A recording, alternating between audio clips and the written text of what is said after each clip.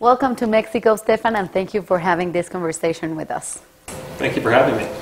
We know we are living in an environment of uncertainty around the world in terms of trade. So do you consider we are among a trade war? No, I think these headlines that you're seeing of a trade war are a bit exaggerated and overwrought. I think clearly we're living in an environment that has great uncertainty in this area, but if you look at the economy in the United States, the equity markets remain high, unemployment is low, consumer confidence is high, and so people are dismissing or at least discounting the notion that we're yet in a trade war.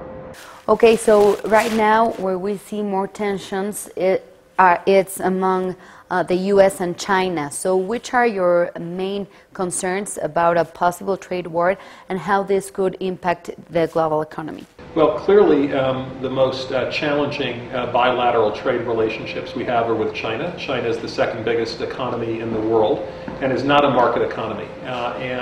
For a number of years it's been very difficult for Western companies and U.S. companies and Mexican companies to compete fairly in China. There are issues relating to the theft and counterfeiting of intellectual property. There are issues relating to the ability to make investments in China and the state sponsorship of companies, which make it difficult for foreign companies to compete fairly. And those are going to be very, very difficult issues to tackle. Okay, and talking about NAFTA, how do you see the renegotiations? Ildefonso Guajardo, the chief trade negotiator in Mexico, said it is feasible from a technical perspective to achieve a preliminary deal by late August. How do you see this? Well, first of all, you're very fortunate to have a minister who's as talented and capable as Secretary Guajardo. I got to know him well, and he's an extraordinarily capable man, and so if he says that is the case, that is true. What I would say is progress to date has been very, very slow and frustrating. Hopefully, your recent elections create the opportunity to refresh and reset that dialogue so that progress can now be made. As you know, Secretary Guajardo is planning to go to Washington to meet with his counterpart next week, and hopefully if they have a productive session, that could lead to real progress along the sort of timetable you've suggested. President Trump had as he reports it, a very friendly conversation with your president-elect, and so maybe there's some new momentum that we're seeing in terms of modernizing and revising NAFTA. Just talking about this relationship between Donald Trump and our new president-elect Andrés Manuel López Obrador, the U.S. president said that they made a click in the relationship, so it's very important to have a deal first with Mexico, then with Canada. So do you see a bilateral agreement between Mexico and the U.S. Before a trilateral agreement? Well, you know, who knows? And I think from my perspective, a trilateral agreement would be better and more effective than a bilateral agreement either with Canada or Mexico. You know, our president, as a negotiating style, likes to keep all of his options open, and I think he believes that if he advances a potential bilateral deal with Mexico or Canada, that will force the other party to make concessions in the context of a trilateral deal. But it would not be preferable to exclude any one of the three countries if possible. So a bilateral agreement would not be the future of NAFTA? Well, it would be different. It wouldn't be NAFTA. It would be a bilateral U.S.-Mexican deal, and while it may have benefits, clearly, I think what we should be doing is doing everything we can to have the North American economic bloc together be as strong as possible. You know, the President of the United States talks about putting America first. The way to put America first is to put North America first. And the way to put North America first would be to have a modernized and renegotiated NAFTA with all three countries participating. So we know that some of the issues that have been more difficult in this renegotiation are rules of origin, sunset clause, also disputes resolution chapter. So what do you think? Do you think one of these three countries should be more flexible on these issues?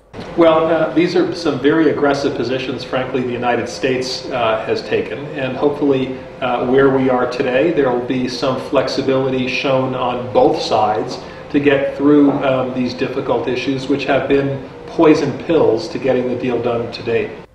What can you tell us about this possible imposition of tariffs to the imports from Mexico in the automotive sector? We know that the U.S. started this investigation because it would threaten national security. What do you think about that? Well, I think it's a wild extension of what was meant by national security to claim that the automobile industry is a national security threat. You know, first of all, most cars in the United States are manufactured in the United States. Observation one. Observation two, those cars that we do import come from Canada, Mexico, Japan, South Korea, and Germany predominantly. All five of those countries are some of our closest friends and allies. So the notion that this is a security threat, I think, is quite far-fetched. The argument that is being made is that unless we have a strong manufacturing sector and a strong automotive sector, that fundamentally we are not going to have economic security, and that is national security. I don't think that was intended by this law, and I think, frankly, it's an extension that would not be constructive. Okay, and going back to the new relationship with the new president of Mexico, who would be Andrés Manuel López Obrador on December, do you see more possibilities of an agreement of NAFTA with this new administration? We know that they have like different positions, for example, in terms of drugs legalization. So this could affect the trade relationship?